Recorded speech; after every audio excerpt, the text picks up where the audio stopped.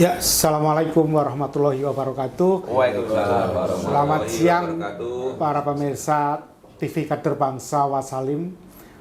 Siang ini kita ketemu kembali di podcast kita yang akan membahas mengenai satu fenomena yang cukup sensasional saat ini, yaitu mengenai satu kondisi di mana idealisme versus pragmatisme ini sekarang mencuat. TV Kader Bangsa adalah TV yang memberi makna pada setiap peristiwa, mencoba menggali secara detail mengenai bagaimana sih sebetulnya satu peristiwa bisa dilihat dari karakternya. Kita tahu bahwa saat ini lagi rame di sekitar seputar kita, medsos dan sebagainya, satu kondisi yang cukup bertolak belakang, satu kondisi yang cukup anomali di kita, yaitu antara idealisme dan pragmatisme. Kita tahu banyak mahasiswa sekarang melakukan satu demo, melakukan satu unjuk rasa, menyampaikan pendapat yang dibalut dengan idealisme yang tinggi. Tapi di sisi lain ada juga yang berunjuk rasa, tetapi dibalut seakan-akan dengan idealisme, tetapi ada sesuatu di belakangnya yang lebih pragmatisme. Nah, untuk ini kita akan membedah bagaimana keterkaitan ini dengan pembentukan karakter bangsa secara keseluruhan menurut pandangan dari Sekolah Kader Bangsa. Untuk itu pada siang hari ini telah hadir akan membahas bersama kita yang pertama Pak Kus Heriwono sebagai founder Sekolah Kader Bangsa Wasalim, Pak Imam Ratriyoso, fasilitator di Sekolah Kader Bangsa Wasalim, Pak Rida Yakob Bilas, Pak ya? Ya, Balis. Oh, aku Balis ya, sebagai fasilitator juga di Sekolah Kader Bangsa Wasalim, dan Pak Nur Edi, fasilitator juga di Sekolah Kader Bangsa Wasalim. Pertama tentunya kami minta pandangan Pak Kus sebagai founder dari Sekolah Kader Bangsa. Sebetulnya fenomena ini bila dilihat dari karakter bangsa Indonesia sebetulnya bagaimana? Kokok ya, Mas Kokok. Jadi saya kalau melihat peristiwa itu menyedihkan. Berarti ada sebuah gunung es ya. Jadi ini hanya yang mencuat saja menurut saya. Jadi ada sebuah kelompok mahasiswa yang mau menerima uang ya waktu itu ya, untuk ya apapun alasannya, tapi itu melihatnya luar biasa. Yeah. Inilah suatu bukti kegagalan negeri ini untuk membangun karakter anak sekarang ini ya. Apalagi nanti yang ke depan. Jadi saya kalau melihat ada sebuah kegagalan pembangunan karakter bangsa, ya munculnya yaitu tadi anak-anak secara pintas menjadi dirinya yang akhirnya yang disebut dengan tanda petik tadi pragmatis ya. Ada anak-anak yang pragmatis, yang berpikir ya gampangnya saja, yang berpikir yang penting saya dapat, ya enggak itu kan. Tapi di satu sisi saya menghargai ada beberapa anak muda yang punya nilai-nilai ya, punya semangat idealisme yang cukup besar, dan kalau mengutip dari para pendahulu kita, memang suasana seperti ini seperti saat zaman kemerdekaan yang masih belum merdeka banget ya. Kita tahun 98, tahun 1908 sampai 28 itu kan 20 tahun itu ya kondisinya seperti ini. Nah, di dalam konteks mau ngapain ya, mau apa ya, banyak yang ngomongin, kesadaran belum muncul bahwa dulu ide merdeka juga nggak terlalu gemuruh tahun-tahun 18 itu belum ya, tapi begitu 98 ada ya kayak gini kongko-kongko para teknokrat ya, para pemikir-pemikir besar saat itu akhirnya ngomong perlu merdeka. Jadi kemerdekaan itu diawali dengan kongko-kongko ini. Ya, kemudian kalau gitu kita perlu merdeka. Karena zaman-zaman kerajaan ya nggak ada istilahnya merdeka ya. Menang dan kalah dulu. Wah, saya harus ambil wilayah ini. Nah, sama sekarang ini ya, kegagalan dalam pendidikan ini terus munculkan akhirnya peristiwa-peristiwa yang ada di yang kita lihat di medsos yang wah, luar biasa, tapi itu jangan ditakutkan. Justru ini harus menjadi nilai tambah untuk kita bersemangat meluruskan bagaimana negeri ini membangun karakter anak bangsa. Ya, sehingga diharapkan ke depan itu gimana sih negeri ini mempunyai karakter bangsa yang sesuai dengan founding fathers, kemudian sesuai dengan harapan rakyat, yang akhirnya mungkin 50 tahun yang akan datang itu betul-betul menjadi negara yang makmur. Iya. Menurut aku kira-kira kan Indonesia kan mencanangkan satu tujuan ya. Iya, betul. 2045 itu Indonesia menjadi Indonesia Emas. Okay. Artinya bahwa segala sesuatunya itu sesuai keinginan idealnya, sesuai keinginan kita semua, adil makmur dan sebagainya, sejahtera dan sebagainya. Adil, tapi kalau melihat kondisi sekarang, itu kok rasa-rasanya masih jauh panggang dari api gitu ya. Nah, kira-kira menurut Pak Gus sendiri itu kira-kira hal yang terbaik bagaimana sehingga karakter bangsa Indonesia ini terutama kaum mudanya bisa membentuk satu pola kehidupan sehingga tujuan Indonesia Emas itu tercapai. Oke, bagus. Ya, sejauh tulisan-tulisan atau bacaan-bacaan yang sudah saya baca ya, karena ketika kita mau bikin sekolah kader bangsa ini, waduh, banyak sekali yang harus kita dapatkan masukan, termasuk salah satu yang mengingatkan adalah pendiri negeri ini juga ya, Pak Soekarno itu dia menyatakan bahwa karakter sebuah bangsa itu akan bisa dijalankan ketika rakyatnya itu tidak bodoh, ada yang melek pengetahuan, ya kan? Yeah. Kemudian punya kemampuan untuk melakukan sesuatu dengan pikirannya, pemikir, merdeka berpikir, ya, itu betul itu. Nah, masalahnya sekarang ini antara orang bodoh dan orang pintar di Indonesia itu rasanya masih jauh ya tadi dari panggang dari api ya. Tapi banyak juga para kritikus lah yang mengatakan justru sekarang ini terjadi pembodohan. Itu orang dianggap adalah kasih makan, kasih duit, kasih diam aja, ya kan? Itu kan pembodohan. Akhirnya orang nggak kritis. Nah, sehingga saya pikir beberapa kali saya menemukan di medsos dan diskusi-diskusi ya seperti ini nih wajib kita siarkan, ya wajib kita siarkan karena akan menemukan sesuatu sehingga kalau kita tadi yang namanya merdeka itu menjadi kata semangat saat itu kita harus merdeka mungkin dan kelompok ini kan masih tahun 45 kan merdekanya, tapi 1908 sudah ada yang mengatakan kita harus merdeka, kalau nggak bisa. Kata merdeka itu muncul dari diskusi itu. Nah, kita belum menemukan kata-kata yang menjadi istilahnya ajaib ya, istilahnya yang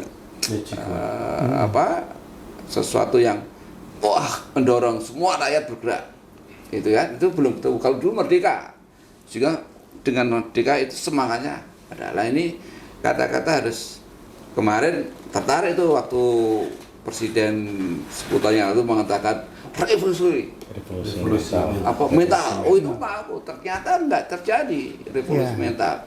Ya, hanya kata-kata dan itu selesai dalam waktu bulanan terus hilang gitu kan. Nah, ini yang menarik. Jadi kita harus bisa menemukan sebuah konsep seperti kemerdekaan itu. Nah, sekarang ini apa? Pemakan Indonesia jujur. Wow, memang gitu. Itu yang harus kita bikin semangat sama. Dan nanti siapa yang akan menemukan silakan. Tapi kuncinya harus ada kata pemantik yang menjadi energi semua rakyat itu bergerak menuju sana. Perbaikan menjadi karakter tadi. Gitu, Pak. Jadi prinsipnya Pak Agus menekankan pada inilah istilahnya kalau dalam bahasa ininya bersatunya kata dan perbuatan. Ya, Ya, jadi kalau kita menekankan revolusi mental ya harusnya perbuatannya bagaimana mengarah ke situ. Ya, Menurut Pak Imam sendiri kira-kira tanggapannya bagaimana Pak terhadap kondisi ini, Pak? Wah, ini bisa panjang nih Pak Otot. Yang pertama saya menyoroti keprihatinan ya bahwa ada istilah teman-teman adik-adik kita ini, karena saya kan pelaku mahasiswa juga Pak tahun 98 ya. Baru kali ini tuh sejak era 08, 28, 65, 78, 98 dan baru kali ini ada mahasiswa yang mau dibayar untuk melawan gitu kan gitu. Nah, ini satu keprihatinnya adalah ya kok ya ada mahasiswa-mahasiswa seperti itu. Yang kedua adalah mestinya yang harus dikejar itu yang menyuap.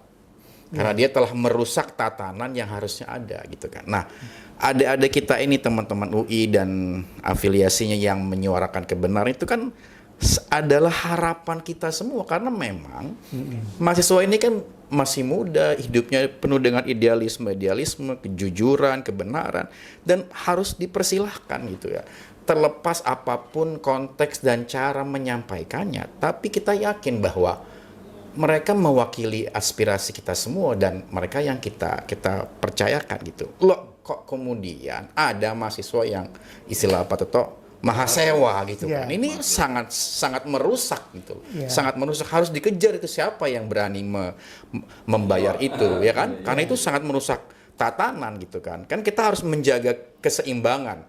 Ada kekuasaan, ada penyeimbangnya, ada eksekutif, ada legislatif. Kan ini semua kan harus hidup, harus berfungsi sebagaimana halnya kan, saling mengoreksi, saling mengingatkan, jangan sampai dipatahkan gitu loh. Yang kedua tentang Indonesia Emas Pak Toto 2045. Itu pertanyaan yang sangat menarik. Apakah sekarang kita ini sungguh-sungguh menjalankan Indonesia Emas ini yang sekarang tinggal 20 tahun lagi kan. Sebenarnya kalau secara kalkulasi pengetahuan gampang kok kita bisa menilainya. Indikator hari ini apa saja? Apa yang sudah dicapai dan bagaimana realitanya ya? Bagaimana indeks korupsi kita, bagaimana perhatian terhadap pendidikan, bagaimana adik-adik kita bisa sekolah dengan tinggi. Nah, itu yang harus menjadi acuan-acuan gitu loh. Nah, itu yang perlu kita pikirkan bersama. Dan yang terakhir adalah sebelum dilanjut oleh Pak Rida dan Pak Edi adalah betul kata Pak Kus bahwa kita perlu pemantik kesadaran bersama gitu. Yang hari ini kosong Pak Toto. Kita perlu era seperti 08, 28, 45 yang kita membangun nation ini kan karena ada kesamaan-kesamaan di antara kita. Kesamaan senasib, kesamaan pernah dijajah, kesamaan nggak enak. Nah, sekarang ini yang tidak ada. Tidak ada orang bilang senasib, oh kamu kaya, kamu udah ngambil uang banyak banget tuh, kok bisa senasib, enak banget. Kami yang disuruh kerja keras, kami yang disuruh prihatin, ente enak-enakan. Kan itu realitanya gitu kan. Itu yang harus kita kejar dong gitu loh.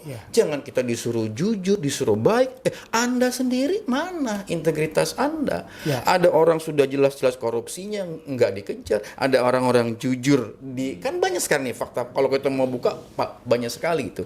Jadi ya kita perlu membangun kesadaran realita ini bahwa memang ada banyak hal yang perlu kita benahi bersama gitu. Dan kita harus bersama-sama. Kira-kira gitu Pak. Makasih Pak Imam. Ini jadi kalau bisa saya tekankan di sini bahwa disparitas kehidupan masyarakat Indonesia itulah yang menjadi salah satu pemicunya terhadap karakter bangsa Indonesia yang mungkin belum mencapai seperti apa yang diharapkan bersama. Kira-kira menurut Pak Edi gimana Pak disparitas kehidupan ini Pak? Jadi disparitas kehidupan itu kan tadi secara ekonomi memang berdampak kepada perilakunya yang berbeda. Jadi kalau dan impact-nya juga terhadap sosial. Nah, teman-teman, sahabat kader bangsa gitu ya. Kebetulan kita juga sudah menyiapkan atau menulis persiapan buku untuk pelatihannya ya. Kita sebut dengan Written on Character Training atau kita sebut dengan ROH.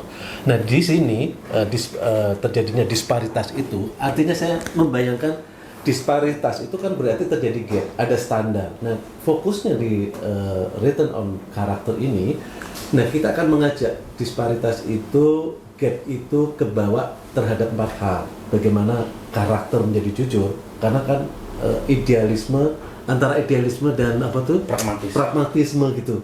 Jadi ada gap tuh antara Judy Penny, jujur, disiplin, peduli dan berani. Nah, yang tampak yang tadi diceritakan pembicara kita kedua sebelumnya, nah inilah yang nanti akan kita sasar, bagaimana sih memperkuat gitu ya, perilaku atau karakter lebih jujur dan sebagainya. Nah, bahkan di sini juga kita ngomongin tentang 2024 ke Indonesia Emas, itu kita sudah 2045 gitu ya. Itu kita juga sudah ngutip sih. Ternyata bahwa pinter itu nggak ada batasnya, bodoh nggak ada batasnya. Jangan-jangan disparitasnya kita mau dibawa ke bangsa Indonesia itu mau diajak ke kepintaran atau malah diajak ke kebodohan. Karena nggak ada batasnya. Semuanya nggak ada batasnya nih. Nah, ini gap inilah di mana lemahnya karakter kita sebut mengajak ke kebodohan, itu kan lemah karakter. Nah, kepada karakter yang lebih kuat, jujur, peduli, jujur, disiplin, peduli dan berani. Nah, itulah yang akan kita banyak latihkan nanti di dalam rock seperti itu. Gitu. Ya, makasih Pak. Jadi Pak Edi kan sekarang menggarisbawahi bahwa disparitas sendiri sekarang itu timbul karena tidak ada adanya border antara sebenarnya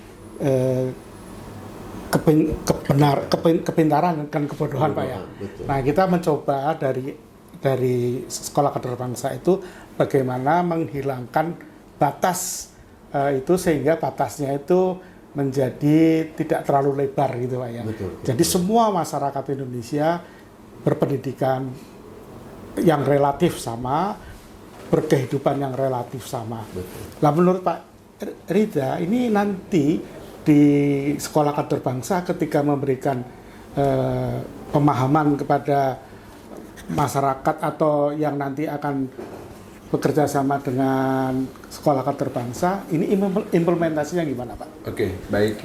Terima kasih. Untuk nanti kita apa yang kita lakukan di kelas itu tentunya pertama kita mengingatkan kembali tentang apa yang mereka miliki. Memang ini tidak mudah mengubah, ya, apa yang mereka miliki, apa yang kedepannya mereka harus capai, dan apa yang mereka harus ubah. Ya, ini terkait memang kalau kita lihat bicara soal ada moralitas di situ. Jadi karakter dibentuk pasti dengan moralitas. Ada di situ ada 5 ya, ada 5 Judy Penny, ada 5 yang kita akan coba membuka ya untuk mengubah sudut pandang mereka. Nah, kalau ini dijalankan, apa sih dampaknya, apa sih manfaatnya bagi mereka dan tentu bagi ekosistem di mana mereka ada. Kalau mereka tidak jalanin, apa yang akan terjadi? Ya akan mengubah perilaku mereka di dalam pekerjaan mereka. Mungkin mereka kena SP bisa jadi, atau mereka kena ketidakdisiplinan dan segala macam. Tentu ini yang membuat mereka berpikir untuk mengubah ke depan. Itu yang pertama. Dan yang kedua, tentu kita juga bisa melihat apa yang kita ajarin karakter itu tentunya kembali ke moralitas. Ya, mungkin teman-teman juga ingat bahwa contoh aja nih, saya cuma memberikan contoh.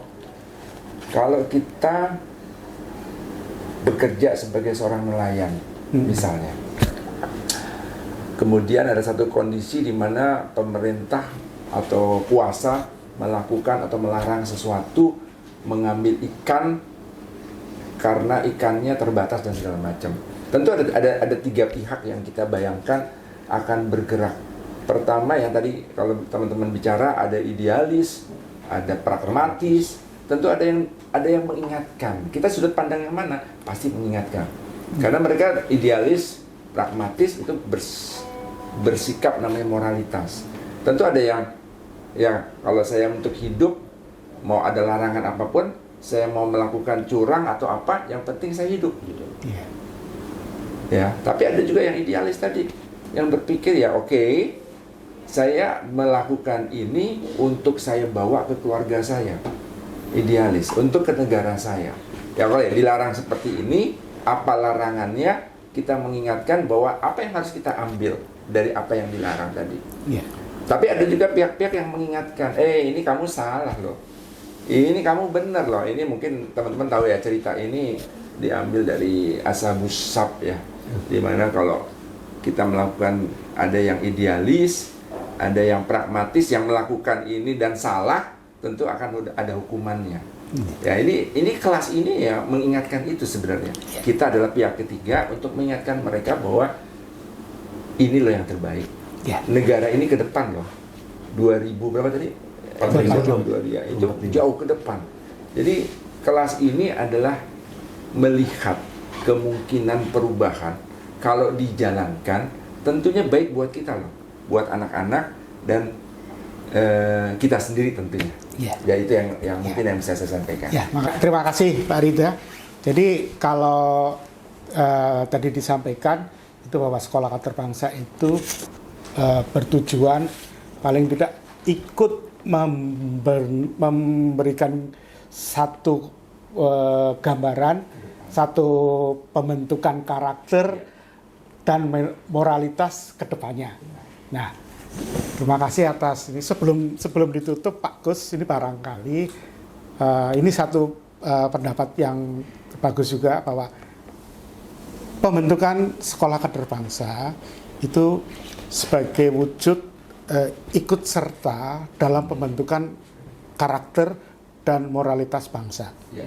Nah, kira-kira Pak Gus Heriwono sebagai founder sekolah kader bangsa, implementasinya dan harapannya ke depannya untuk pembentukan karakter bangsa seperti apa? Oke, wah ini menarik. Ya ini sebetulnya saya sendiri sedang menjalani proses evaluasi terhadap diri saya dan lingkungan, kemudian apa bisa ya di capture lagi yang namanya nilai-nilai para tokoh pendahulu kita dulu, atau nilai-nilai baik untuk pengembangan karakter bangsa ini. Karena kalau kita merujuk negara-negara yang melakukan perubahan ya, seperti Cina, kemudian Korea, Jepang, itu kemauan luar biasa, dan terakhir Vietnam ya. Ini luar biasa, Vietnam itu sudah akan leading loh, akan leading. Jadi jangan salah, kita ketinggalan sekali nantinya kalau tidak mau merubah, ya, contohnya Singapura lah, itu yang luar biasa. Dan terakhir kita juga dikejutkan dengan Iran, ya kan, sebuah negara yang akhirnya kita tahu bahwa ternyata kita itu kalau perang sama Iran ya paling cuma seminggu, gitu kan. Dan dia baru sadar gitu bahwa ini ada bangsa yang luar biasa. Semua itu adalah basicnya adalah karakter, gitu ya. Karakter dibangun oleh sana, kalau oleh seorang Khomeini yang begitu kuat untuk membangun Anda baca sendiri, para elit bisa itu orangnya nggak kaya-kaya, pengikutnya sederhana, gitu. Jadi itu wujud karena semuanya energinya adalah untuk masyarakat. Indonesia kapan untuk ke sana? Ini yang perlu. Tadi benar, kita akan ya ikhtiar ya. Bahkan kadang-kadang Pak Agus kok bikin sekolah kader bangsa kesiangan itu, pahlawan siang bolong, gitu kan ya.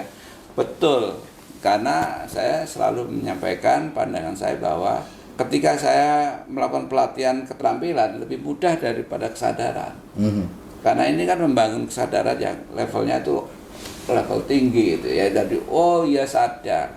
Nah, penyadaran ini nggak mudah, tapi kita berproses, dan saya mendapatkan tim mendapatkan saat diskusi, akhirnya kita mendapatkan 4 nilai dan 1 kompetensi. 4 nilai ini kan tadi ya, jujur, kemudian peduli, disiplin, dan berani. Itu intervensi yang saya pikir cocok untuk kedepannya. Nah, sering orang mengatakan hari gini bicara karakter susahnya Pak, anak-anak justru ini kalau kita semuanya hands up, terus gimana? Siapa yang mau? Akhirnya orang udahlah itu sekarang pemakan sekali-sekali ketemu teman ngobrol, ya memang gitu itu Pak, gengsi ya, maunya HP, maunya ini, nggak apalagi mikirin karakter ya. Kalau semua sudah heads up seperti itu, negeri seperti apa?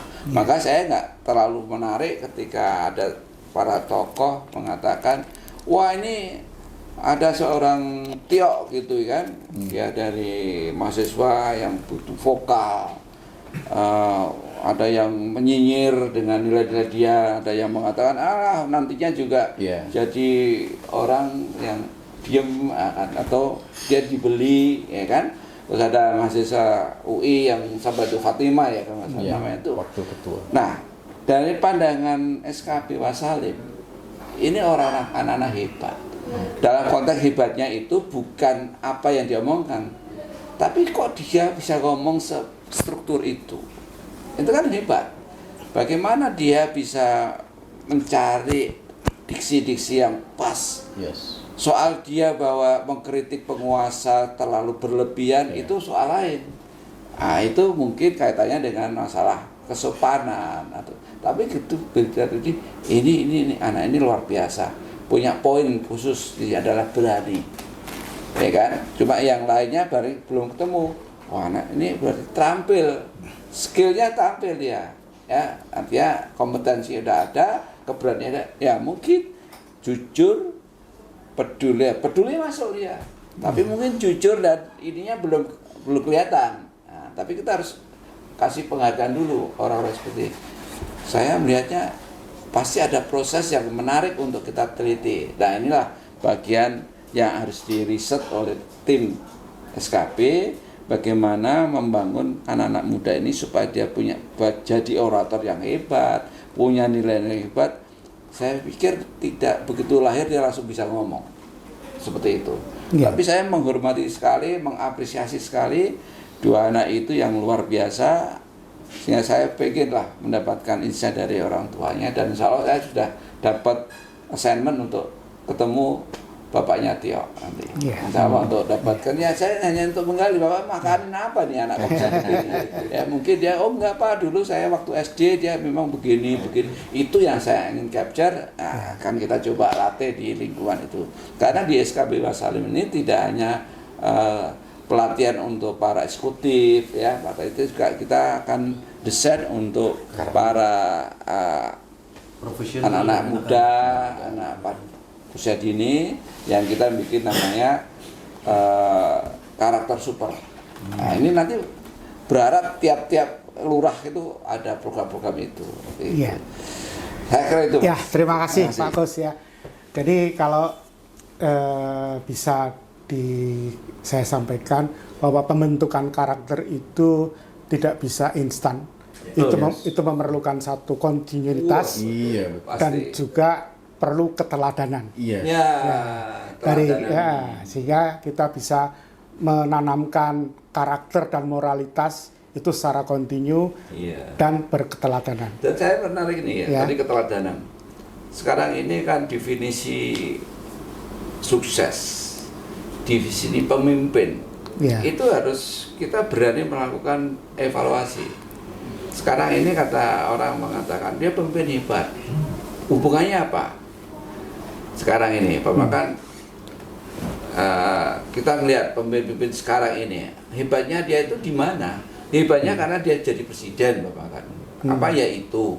Nah, kan dulu kan ada orang raja sekarang menilai raja dulu tuh wah banyak istrinya, profitnya ini kan. Tapi pernah jadi raja. Itu kan raja Jawa, raja macam-macam ya. Akhirnya dinilai sekarang ini.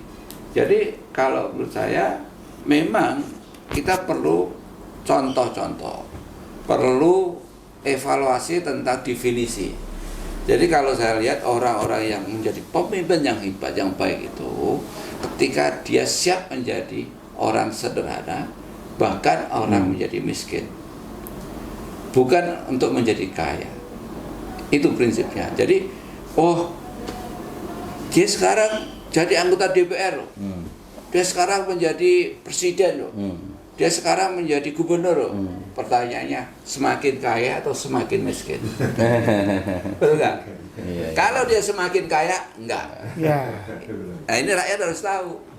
Jadi sekarang definisinya diubah. Oh ternyata setelah dia jadi gubernur, dia tambah miskin. Ya, harusnya tagline-nya siap miskin. Iya kan, siap miskin dan Jadi pemimpin siap miskin. Ya, kan Siap banyak. sederhana. Ya. Menteri-menteri saya dulu kan ada Sutami. Sugeng.